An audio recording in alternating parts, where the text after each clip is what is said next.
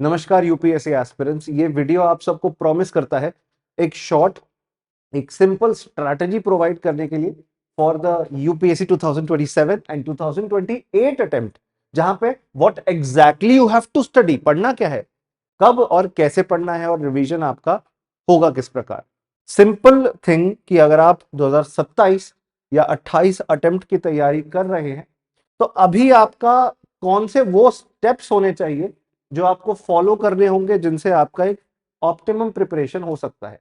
Step one जो सबको ही करना होगा, आप अगर यूपीएससी एग्जाम देना चाहते हो, यही नहीं जानते कि भाई एग्जाम का स्ट्रक्चर क्या है, क्या होता है स्ट्रक्चर, शुरू नहीं कर सकते। जैसे इसमें प्रीलिम्स, इसमें मेंस और इसमें इंटरव्यू का स्टेज होता है।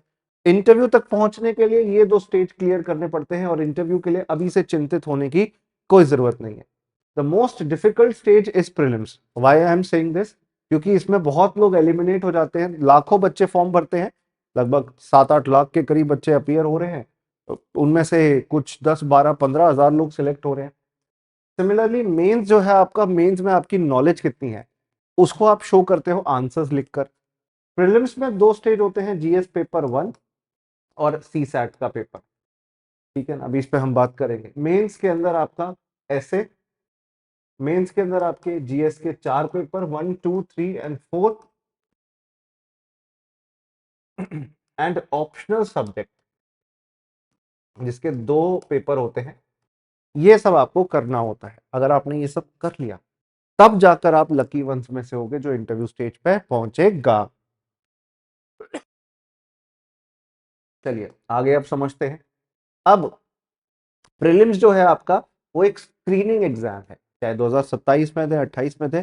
अभी फिलहाल तो यही पूरी प्रोसेस रहने वाली है, यही पूरा तरीका रहने वाला है। स्क्रीनिंग प्रोसेस का मतलब है दोस्तों कि आपसे ऑब्जेक्टिव टाइप एमसीक्यू नेचर के सवाल पूछे जाएंगे, और सवाल आपके पूछे जाते हैं एनसीईआरटी से, करंट अफेयर्स से, बेसिक बुक से, बट उनकी लैंग्वेज कई बार एग्जैक्ट वो नहीं होती है जो आप किताबों में पढ़ रहे हैं, बल्कि थोड़ा घुमा फिरा के पूछते हैं, ताकि हर वो एस्पिरेंट जो एग्जाम दे रहा है उसके लिए वो चुनौतीपूर्ण बने। इट सीम्स और it feels a little difficult to the people who are giving the exam. That's why I said that it is the most difficult stage. इसमें आपका जो जीएस का पेपर है ये एक्चुअली में क्वालिफाइंग है, जिसमें आपके क्वेश्चन साइंस एंड टेक्नोलॉजी से, जनरल साइंस से, करंट अफेयर्स से, पॉलिटी, हिस्ट्री, इकोनॉमिक्स, ज्योग्राफी, इनसे आते हैं। इसके मार्क्स काउंट होते हैं। सीसैट के मार्क्स काउंट नहीं होते, सिर्फ क्वालिफाइंग पेपर होता है।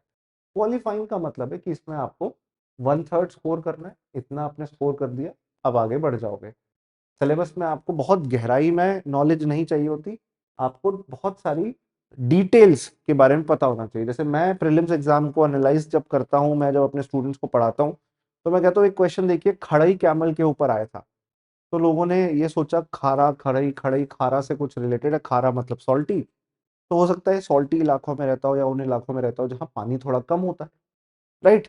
तो लोग ऐसे रिलेट भी कई बार करके सॉल्व कर देते हैं आंसर्स।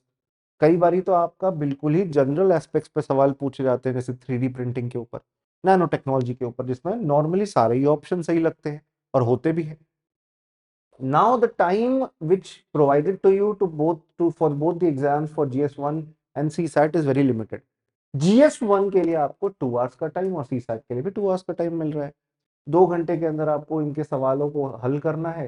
स्पीड और एक्यूरेसी का तो सारा सारा खेल है।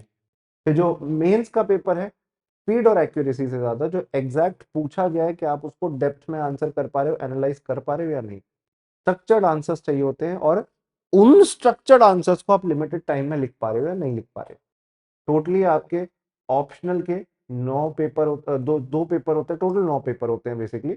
2 ऑप्शनल के, जीएस के 4, टोटल 6 हो गया, ऐसे का 1, और 2 लैंग्वेज पेपर भी होते हैं, जैसे इंग्लिश लैंग्वेज होती है और जो भी आपकी रीजनल लैंग्वेज है। आमतौर पर मैं उम्मीद कर रहा हूँ जो वीडियो देख रहे हैं उनकी हिंदी ही है, तो आपके लिए वो हिंदी और इंग्लिश का पेपर भी होता है, but these 2 exams are not qualifying. Merit तो आपकी ऐसे के नंबर से, 4 जीएस के पेपर के और 2 ऑप्शनल के पेपर से बनती है, जहां पे जीएस पेपर 1 जो है आपका, ये technically history, geography and Indian society है। जीएस 2 आपका पॉलिटी, गवर्नेंस, कैसे सरकार चलती है, आईआर और सोशल जस्टिस है। जीएस 3 थोड़ा बड़ा है, उसमें साइंस आती है, जनरल साइंस, इकोनॉमिक्स आती है, डिजास्टर मैनेजमेंट आता है, इंटरनल सिक्योरिटी आती है, एनवायरनमेंट, इकोलॉजी जैसे कई सारे एरियाज दोस्तों आते हैं। मतलब बहुत मल्टी डायमेंशनल है।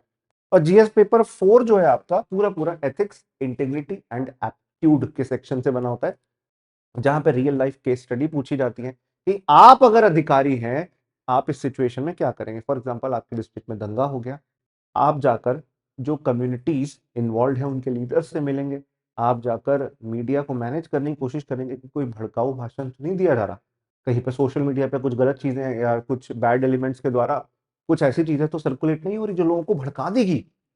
आपसे बड़े बड़े थिंकर्स, एरिस्टोटल, प्लेटो, गांधी जी, सोक्रेट्स, इनके बारे में डिटेल्स पूछी जा सकती हैं। तो बहुत कुछ है जो जीएस पेपर 4 में कवर होता है।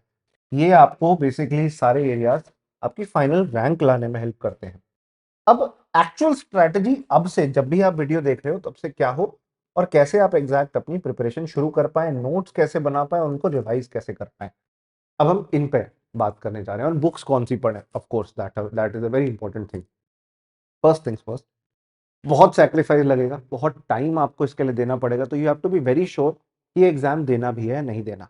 मन बना लिया देना है, मोटिवेशन हो सकता है एक लाल बत्ती की गाड़ी, एक बंगला, आईएएस का जो रुतबा होता है, जो पावर, जो पैसा होता है, उसको आप प्राप्त करना चाहते हैं, ठीक है। मोटिवेशन आपको क्लियर अपने लिए होना चाहिए, दूसरे को मत जस्टिफाई करो कि मेरे को इसलिए करना है, खुद को क्लियर रखो। Your why should be very clear, ठीक है। प्रिपरेशन शुरू कर दी। What do you require to prepare? You require books, yes or no? Everyone require books, but before even buying the books, what should be the most important thing? Exam का syllabus, कि यहाँ पढ़ना क्या है, syllabus कहाँ से मिल सकता है। आप यूपीएससी का नोटिफिकेशन उठा लो 2025 एग्जाम का, नोटिफिकेशन में सिलेबस भी मेंशन है प्रीलिम्स और मेंस का, उससे आपको क्लैरिटी मिल जाएगी। वरना एक गूगल सर्च पे या एक एआई चैट जीपीटी परप्लेक्सिटी के सर्च पे भी ये निकल जाता है। मैं भी अवेलेबल कराता हूँ हमारे टेलीग्राम ग्रुप पे, सीएसए विद वसु सर। और इतना ही नहीं, अगर आप यूपीएससी की प्रिपरेशन कर रहे हैं और फाउंडेशन बैच में जुड़कर 2027 या 28 की कंप्लीट प्रिपरेशन बेस्ट फैकल्टीज या टीचर्स के साथ करना चाहते हैं, तो यहाँ पे आप मेरे साथ जुड़ सकते हैं और मुझे कांटेक्ट कर सकते हैं। मुझे आप 9350050055 पे भी कांटेक्ट कर सकते हैं। And basically I will guide you in the preparation of UPSC exam. If you can not afford, हो सकता है कुछ आप आर्थिक तौर पर स्थिर ना हो और गरीब परिवार से हो, फिर भी आपको गाइडेंस प्रॉपर चाहिए, तो आप यहाँ पे मुझे व्हाट्सएप कर दीजिएगा। I will help you in what ever possible way I can. But proper course में जुड़कर एक प्लान स्ट्रक्चर तरीके से तैयारी करना ज्यादा जरूरी होता है, चाहे कहीं भी जुड़ो यार।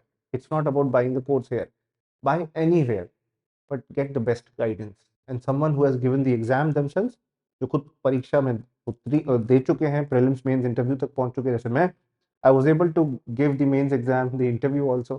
कुछ चंद नंबर, कुछ मार्क्स, बहुत कम मार्क्स की वजह से मैं क्वालिफाई नहीं कर पाया। इंडियन फॉरेन सर्विस में जाना, विदेश सेवा में जाना मेरा सपना था, but I could not do it. But now at least I can help you guys ना, अपनी गलतियों से सीख कर मैं आपको मदद कर सकता हूँ, आपको हेल्प कर सकता हूँ कि आप वो सेम मिस्टेक्स ना दोहराएं, आप वो सेम गलतियां ना करें। That's why this initiative is being provided. तो connect with me here for further guidance on our courses. Now come to the point, ठीक है, ये तो हो गया। अच्छा, बाय द वे, निर्णय आईएएस के कई स्टूडेंट्स इस बार मेंस एग्जाम दिए, क्लियर किया, इंटरव्यू के लिए अपीयर हो रहे हैं, and we are going to give awesome results this year. Last year भी दिया था, आने वाले सालों में भी देंगे। मैं हूं, आपकी मदद करूंगा आपको यूपीएससी के लिए स्ट्रॉन्ग बैकग्राउंड बिल्ड करवाने में। तो सिलेबस डन डन डन, हमने पढ़ लिया। हमें 2 बारी, 3 बारी, 4 बारी, 5 बारी पढ़ना पड़े, बट हमें ये समझ आ जाए कि ऐसे में क्या पूछा गया है, लिखा क्या गया है, जीएस 1 में कौन से सब्जेक्ट्स हैं, क्या क्या एरियाज में क्वेश्चन बनते हैं, जीएस 2, जीएस 3, जीएस 4, बाइफर्केशन क्या है सब्जेक्ट्स का, सिलेबस से पता चल गया।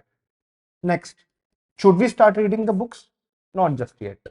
किताब पढ़ना शुरू कर दें? अभी नहीं, अभी प्रीवियस ईयर क्वेश्चंस देखो, सॉल्व करने के लिए नहीं बोल रहा, देखो देखो किन से सवाल बन रहे हैं। आपने देखना शुरू किया, यू ओपन हिस्ट्री, हिस्ट्री में ancient history, Buddhism, Jainism, modern empire, common theme है ये। ओके, मौर्यन एम्पायर के बाद बेसिकली आपकी वो सारी एम्पायर्स जो पाटलिपुत्र के आसपास थी, वो सारी एम्पायर्स जो मगध के आसपास थी, उनकी सिग्निफिकेंस, उनकी political, cultural, economic, social relevance, Indus Valley Civilisation, ऐसे एरिया से कॉमन क्वेश्चन अपीयर होते ही होते हैं। आपने देखा कि यहाँ से क्वेश्चन आ रहे हैं, अब आप भले ही उन्हें सॉल्व नहीं कर पा रहे पर आपको पता चल गया क्या इंपॉर्टेंट है। ज्योग्राफी खोला, अब देख रहे हैं कितने सारे सवाल इंडियन ज्योग्राफी के रिवर्स से जुड़े हुए हैं, नदियों से जुड़े हुए हैं। गंगा नदी, ब्रह्मपुत्र नदी, गोदावरी नदी, कावेरी नदी, कृष्ण नदी, आपने कहा रिवर्स भी इंपॉर्टेंट हो जाता है। तो मैं जब भी पढ़ूंगा मैं इन टॉपिक्स को थोड़ा ज्यादा फोकस कर लूंगा, भले ही अभी मेरे पास नॉलेज नहीं हो इन क्वेश्चंस को आंसर करने का, बट मुझे पता चल गया कि प्रीलिम्स में क्या सवाल बनते हैं। सिमिलरली मेंस के क्वेश्चंस देखो, रीड करो, लैंग्वेज ही नहीं समझ आएगी कई क्वेश्चंस की, बट देखिए क्या एरियाज इंपॉर्टेंट है। आपने इकोनॉमिक्स शुरू किया, आपने देखा एग्रीकल्चरल इकोनॉमिक्स से क्वेश्चन बन रहे हैं, ऑर्गेनिक फार्मिंग से क्वेश्चन बन रहे हैं, सच थिंग्स आर रेलेवेंट। अब आपने कहा कि मैं जो भी पढ़ूंगा, मैं जब भी पढ़ूंगा इन एरियाज को तो अच्छे से कवर करूंगा अलॉन्ग विद अदर थिंग्स। आपको पता चल गया कि सवाल कैसे निकलते हैं, एमसीक्यू बेस्ड है। एमसीक्यू में 2 स्टेटमेंट, 3 स्टेटमेंट, और जो नया वाला वेरिएंट आ गया बहुत खतरनाक है भैया प्रीलिम्स का। अगर मैं भी अभी आज अपीयर हो रहा होता तो शायद मेरे को भी पसीने छूट जाते, because the pattern keeps on evolving and changing. UPSC is not just union public service commission, it is uncertain public service commission, जो कभी भी अपना नेचर चेंज कर देती है। हालांकि कुछ कॉमन थीम्स हैं, माइक्रो थीम्स होती है जो सेम ही रहती है, कुछ इंपॉर्टेंट एरियाज, कुछ इंपॉर्टेंट सेक्शन होते हैं जो ऑलवेज इंपॉर्टेंट रहते हैं, राइट। उनकी मैं माइक्रो लिस्टिंग भी आप सबको दूंगा, micro listing of topics, but आज हम सिर्फ इस बारे में बात करेंगे, how to initiate and what to study and when to study, ठीक है। अब किताबें शुरू कर सकते हो। ऑल राइट, मार्केट गए, अमेजोन गए, फ्लिपकार्ट गए, lot of books you ordered Ramesh Singh, you ordered Nitin Singhania for economics, for polity you ordered Laxmikanth, किसी ने कहा डीडी बसु, आने दो। संबंध सेट ज्योग्राफी के लिए सविंदर सिंह पढ़ो, माजिद हुसैन पढ़ो, खुल्लर पढ़ो, आने दो। एनसीईआरटी पढ़ो, ले आओ जी, कोई दिक्कत नहीं। हिस्ट्री में आपने 50 किताबें खरीद ली, हिस्टोरियन बनने का लगता है सपना देख लिया आपने, रोमिला थापर आने दो, उपिंदर सिंह आने दो, हरीश शर्मा, सतीश चंद्र, एल बैशम, राइट, हमारे स्नेहिल त्रिपाठी सर की किताब आप खरीदते गए, खरीदते गए, खरीदते गए, but you rather than becoming a collector, you just remain to be a books collector. We didn't want that. किताबों को कलेक्ट मत करते रह जाओ, देश की सेवा करो, आईएएस वाईएएस बनो, एक बहुत फेमस बनती है। तो मैं यही कहना चाहता हूँ that please don't fall into the trap of endless buying these materials, these books. इस इंस्टीट्यूट की किसी ने कहा येलो किताब पढ़ो, किसी ने कहा रेड किताब पढ़ो, किसी ने कहा पिंक किताब पढ़ो, अब सारी किताबें खरीद के पूरा कलर, पूरा रेनबो बना दिया घर को। Don't do that. मैं व्यंग तरीके से, सरकास्टिक तरीके से बात जरूर कर रहा हूँ, because we all have made this mistake. Rather than laughing on someone who is preparing right now, I am laughing on ourselves, myself, कि हमने गलती करी थी यार, आप ना करो। इसलिए अभी से आपकी स्ट्रैटेजी जो होनी चाहिए वो है लिमिटेड बुक्स, मल्टीपल रिवीजन। क्या होनी चाहिए? Limited books, multiple revision. What books, कौन सी किताब है? हर सब्जेक्ट की अपनी होती है। इंडियन पॉलिटी के लिए Laxmikanth and NCERT. History, ancient history के लिए आपको आर एस शर्मा पढ़नी है। मेडिवल हिस्ट्री के लिए आपको सतीश चंद्र पढ़नी है। मॉडर्न हिस्ट्री के लिए आपको बिपिन चंद्र एंड स्पेक्ट्रम पढ़नी है। स्पेक्ट्रम से सवाल अगर लास्ट 5 ईयर्स के एनालिसिस करें, मैंने करी है आपके लिए, बहुत सारे सवाल स्पेक्ट्रम से बन रहे हैं। एक बार ऐसा हुआ था कि स्पेक्ट्रम के बाहर से कुछ क्वेश्चंस बने थे, उससे एक फियर मॉन्गरिंग शुरू हो गई लोगों में कि अब इंपॉर्टेंट नहीं बची spectrum. But if you look at the last 5 year, 10 year position of modern history, ज्यादातर सवाल स्पेक्ट्रम और बिपिन चंद्रा से बन रहे हैं। बीएल ग्रोवर, हद से ज्यादा बीएल ग्रोवर ऐड कर लो, बट ये नहीं शेखर बंदोपाध्याय भी पढ़नी शुरू कर दी, ये नहीं कि और भी ढूंढने लग गए मार्केट में किताबें, राइट। या स्नेहिल सर की किताब पढ़, कोई भी पढ़ सकते हो यार, but these books have very repetitive material. Spectrum जो है वो तो एक कुंजी है, एक निचोड़ है, एक समरी है। साइंस एंड टेक के लिए NCERT and current affairs of course. Economics के लिए Nitin Singhania. Art and culture के लिए guys for ANC, art and culture के लिए, आर्ट एंड कल्चर के लिए आपको पढ़ना होता है नितिन सिंघानिया। अब आप कहोगे सर इकोनॉमिक्स के लिए भी Nitin Singhania, art and culture के लिए भी नितिन सिंघानिया, ये हो क्या रहा है? तो सेम राइटर ने 2 अलग अलग सब्जेक्ट्स की बुक कवर की है। मूविंग अहेड, एथिक्स के लिए lexicon and Subbarao. Disaster management coaching material, internal security coaching material, international relations coaching material, Indian society coaching material, governance coaching material. और कौन सी कोचिंग? कोई भी कोचिंग जिनसे आपको रैंक्स देखने मिलती है, स्टूडेंट सिलेक्टेड देखने मिलते हैं, उनका मटेरियल पढ़ लीजिए, they are doing something properly, तभी उनसे सिलेक्शन हो रहे हैं। उसमें कोई प्रॉपर बुक नहीं है। इंटरनल सिक्योरिटी की एक आईपीएस ऑफिसर है, उनकी किताब है, मैग्रो हिल पब्लिश करता है, that is good. Disaster management के लिए कोई परफेक्ट बुक नहीं है, तो उसके लिए कोचिंग मटेरियल के जो कंपाइल्ड नोट्स है, गवर्नेंस के लिए, इंटरनल सिक्योरिटी के, ये मेन्स ओरिएंटेड एरियाज है दोस्तों। अब मेन पिलर तो आपके पॉलिटी, हिस्ट्री, इकोनॉमी और ज्योग्राफी थे। ज्योग्राफी के अंदर NCERT 6 to 12 and Majid Hussain, if necessary GC लियो। वैसे वो बहुत ज्यादा नेसेसरी नहीं होता। अब ये सब पढ़ तो रहे हो, कुछ हैं जो पहले से नोट्स फॉर्म में है, जैसे पॉलिटी की लक्ष्मीकांत, पहले से नोट्स है वो। आपकी हिस्ट्री की स्पेक्ट्रम पर कई बार आपको नोट्स बनाने की जरूरत पड़ती है, पहली बार में कभी नोट्स नहीं बनते। जब आप पहली बार कोई टॉपिक पढ़ रहे हो, बुक पढ़ रहे हो, आप सोचो साथ साथ नोट्स बनाते जाओगे, नहीं। उस बुक में जो लिखा है वही आप अपने रजिस्टर में भी कॉपी पेस्ट करते जाओगे, अपने आईपैड में भी कॉपी पेस्ट करते जाओगे। एक बार पढ़ लेने के बाद, उस चीज को समझ लेने के बाद उसके नोट्स बना सकते हो। जैसे फॉल ऑफ मुगल एम्पायर के नोट्स बना रहे हो आप, तो फॉल क्या था, बुक में आपने पढ़ा, आपने इसको पैराग्राफ में पढ़ा, आप अपने लिए पॉइंटर्स में इसको ब्रेक कर सकते हो, माइंड मैप या फ्लो चार्ट में इसको ब्रेक कर सकते हो। और मैं तो ये नहीं कहता कि अलग अलग पेन भी यूज करो, सेम यूज करो, ब्यूटीफाई करने की जरूरत नहीं है। 10 घंटे मत लगाओ नोट्स को ऐसे ब्यूटीफाई करने में, कोई नहीं खरीदने आ रहा तुमसे, अपने लिए पढ़ रहे हो। अगर होता है ना कि आपकी हैंड राइटिंग कई बार ऐसा लगता है कि कौन से कीड़े मार रखे हैं, अगर कोई ऐसी short hand type hand writing भी लिखी हुई है जो आपको समझ आ रही है, बस नोट्स बन गए हैं आपके, वो भी बनाना चाहते हो बना लो। बिकॉज नोट्स का मतलब है the material which you will require for quick revision. अब बुक में ही लिखी हुई चीज फिर से लिख दी, क्या क्विक रिवीजन हुआ? ये समराइज कर देगा, क्विक रिवीजन दे देगा, मेंस में आंसर राइटिंग के लिए एक फॉर्मेट बना के दे देगा। ऐसे नोट्स बनते हैं, और ये पहली बार में नहीं बनते, सेकंड रीडिंग के बाद ही प्रॉपर्ली नोट्स बन पाते हैं, अगर बनाने भी हैं तो। वैसे आजकल इतने इंस्टीट्यूट के मटेरियल आ गए कि नोट्स बनाने की जरूरत पड़ती नहीं है। पहला रिवीजन जो भी आपने पढ़ा 1 हफ्ते के बाद होना चाहिए, क्योंकि आप भूलने लगते हो। दूसरा रिवीजन 1 महीने के बाद होने लगता है, आपको और बेटर अंडरस्टैंडिंग मिलने लगती है। फॉर एग्जाम्पल, आपने पॉलिटी पढ़ी, पॉलिटी का आपने चैप्टर 1, 2, 3 एंड 4 पढ़ा, उसको रिवाइज करा आपने संडे, 1 हफ्ते के बाद, मंडे से सैटरडे पढ़ा, संडे रिवाइज करने के लिए रखा। 1 महीने में पूरा सब्जेक्ट खत्म पॉलिटी का, या आधा सब्जेक्ट खत्म, जो भी आपकी स्पीड है, आपकी अपनी प्रायोरिटी हो सकता है जॉब कर रहे हो सकता है कॉलेज कर रहे हो। उसके बाद आपको 1, 2, 3, 4, जो भी चैप्टर आपने पढ़े, 50 चैप्टर पढ़ लिए, 40 चैप्टर पढ़ लिए, उनको 1 मंथ के बाद रिवाइज करो, और ऐसे रिवाइज करो कि मेमोरी में री हो जाए, वो आपकी अंडरस्टैंडिंग और बेटर हो। पहली बार पढ़ के नहीं समझ आया, कोई बात नहीं, आप आजकल तो एआई से पूछ सकते हो सवाल, आजकल आप टीचर्स के इतने कनेक्ट में रहते हैं, सोशल मीडिया पे टीचर्स अवेलेबल होते हैं, उनसे पूछ सकते हैं, मेंटर्स से पूछ सकते हैं। थर्ड रिवीजन 3 मंथ्स के बाद होती है। उससे क्या होता है, जो जो कमियां रह गई थी वो भी दूर हो जाएंगी, कि भाई 90% समझ गया था, 10% बस बचा था।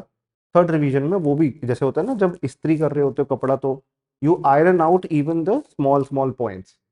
और लास्ट एग्जाम के 1 महीने पहले या 2-3 हफ्ते पहले आपका फाइनल रिवीजन होता है। 4 से 5 बार रिवीजन किया, you can master any topic. अब टाइमलाइन ये समझ लीजिए, 2026 शुरू हो गया है फॉर 2027 एंड 28 एस्पिरेंट्स। कुछ चीजें आपकी जर्नी में अभी साथ चलेंगी। मैं इन 12 महीने की जर्नी में, जिसमें जनवरी, फरवरी, मार्च, अप्रैल, मई, जून, जुलाई, अगस्त, सितंबर, अक्टूबर, नवंबर, दिसंबर, मैं इन 6 फेजेस को, जिसमें मैं हर 2 महीने का एक फेज बना रहा हूँ, इसका पूरा एक चार्ट आपके लिए बना दे रहा हूँ। अभी से आप जनवरी टू फरवरी में 27-28 वाले दोनों, अभी आप फाउंडेशन बिल्ड करो, हिस्ट्री का और पॉलिटी का। मैंने हजारों लाखों बच्चों से इंटरेक्शन किया है, मैंने कहा वो कौन सा सब्जेक्ट आपका होता है, मैंने उनसे पूछा जिसमें आप बेसिक से अपने फाउंडेशन को बिल्ड कर सकते हो बिना प्रायर नॉलेज के। तो उन्होंने कहा सर इकोनॉमिक्स टेक्निकल हो जाता है, खुद से नहीं हो पाता, छोड़ दो। ज्योग्राफी टेक्निकल होता है, खुद से नहीं हो पाता, छोड़ दो। हिस्ट्री और पॉलिटी उतना टेक्निकल नहीं है, पॉलिटी फिर भी थोड़ा टेक्निकल होता है, इंटरलिंकेजेस चाहिए होते हैं, पर एक रीडिंग, 2 रीडिंग, 3 रीडिंग के बाद समझ आना शुरू हो जाता है। यहाँ से आप इनिशिएट करो, एंड बिलीव मी, एक जीएस का सब्जेक्ट एक बार ही करोगे तभी कुछ फायदा होगा। 2 महीने आपको मिल रहे हैं, लगभग 60 दिन, हिस्ट्री और पॉलिटी पूरा कवर हो सकता है इसमें। पर अगर ऐसा हो जाए कि आपको ये 2 महीने कम लग रहे हैं, जॉब कर रहे हो या कॉलेज में हो अभी, तो इसको आप जनवरी, फरवरी, मार्च का फेस बना लो, फिर मई, मार्च, अप्रैल, मई, फिर आपका मई, जून, जुलाई, मई, एक सेकंड, जनवरी, फरवरी, मार्च, अप्रैल मई जून AMJ, I am sorry I wrote it wrongly, अप्रैल मई जून, ठीक है ना, जुलाई अगस्त सितंबर अक्टूबर नवंबर दिसंबर, ये 4 फेज हो गए, 1 2 3 एंड 4, राइट राइट। अब ये 2 सब्जेक्ट इन इस पहले फेज में कंप्लीट करने की कोशिश करो, वो आपकी स्पीड के हिसाब से, some are fast readers, some are fast learners, some are little slow learners. दूसरी बात, आपके टाइम के ऊपर भी है, फ्री हो, यूपीएससी की तैयारी कर रहे हो 2 महीने में करो, पूरे दिन नहीं लगा पा रहे हो, 3 4 घंटे जब भी सैटरडे संडे छुट्टियों पे मिल रहा है, जॉब कर रहे हो, कॉलेज जा रहे हो, तो फिर जनवरी फरवरी मार्च के क्वार्टर में कंप्लीट करने की कोशिश करो। नॉनदलेस आपका पहला टारगेट हिस्ट्री और पॉलिटी का यहाँ कवर हो जाएगा। दूसरा टारगेट है आपका economic geography, and this two subjects और areas require a little longer time. 3 महीना तो इसमें भी लगता है, समय इसमें भी लगता है।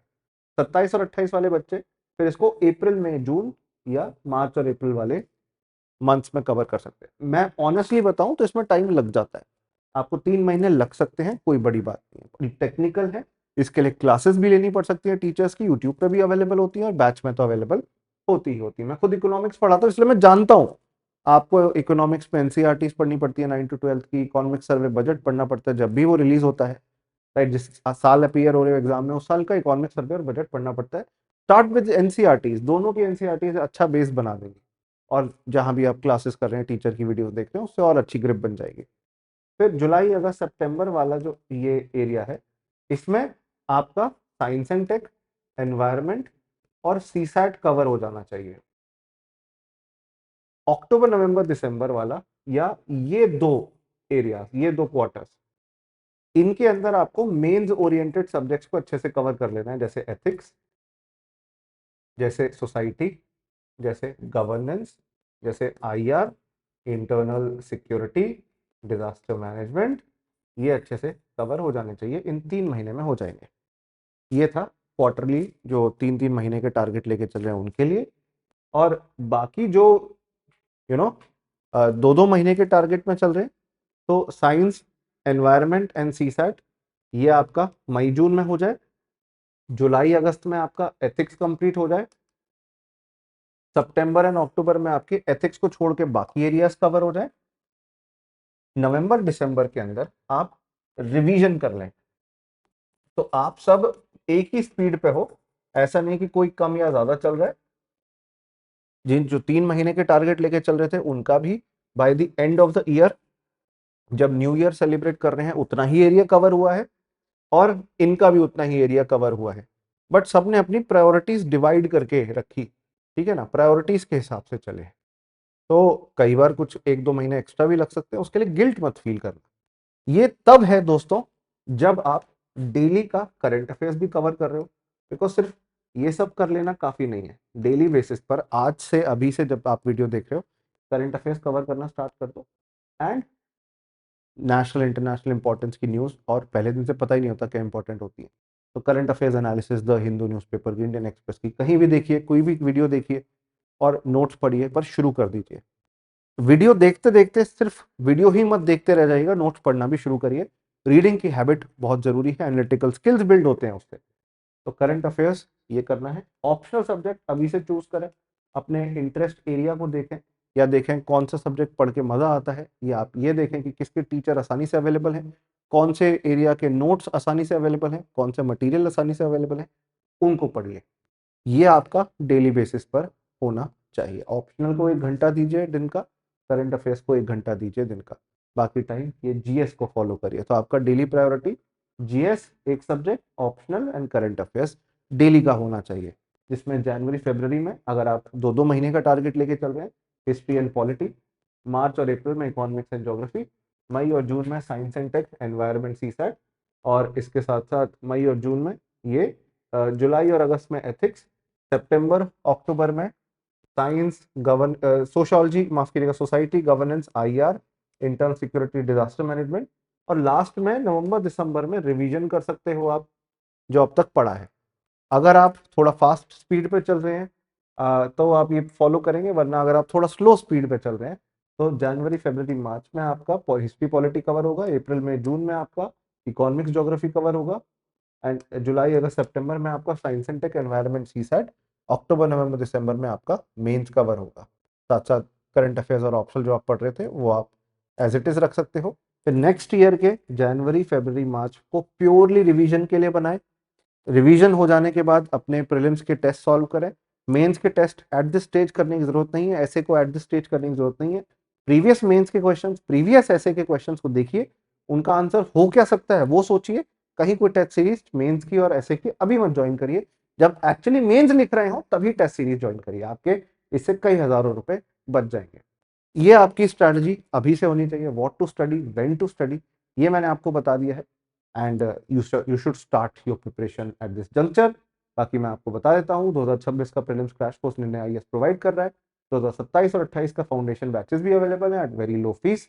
उसमें आप जुड़िए। रवि कपूर सर और कई सारे आईआरएस आईपीएस आईएएस ऑफिसर्स की मेंटरशिप और गाइडेंस के तहत तैयारी करेंगे एंड कंप्लीट प्रिपरेशन यहाँ हो जाएगी आपकी। बाकी शुक्रिया इस वीडियो को देखने के लिए। Good luck, see you all in the next one. I teach Nitin Singhania for free for economics on YouTube for UPSC aspirants. वो वीडियो जाकर देखिएगा, उनको भी लाइक कर दीजिए और ये वीडियो भी जरूर से लाइक कर दीजिएगा। Good luck and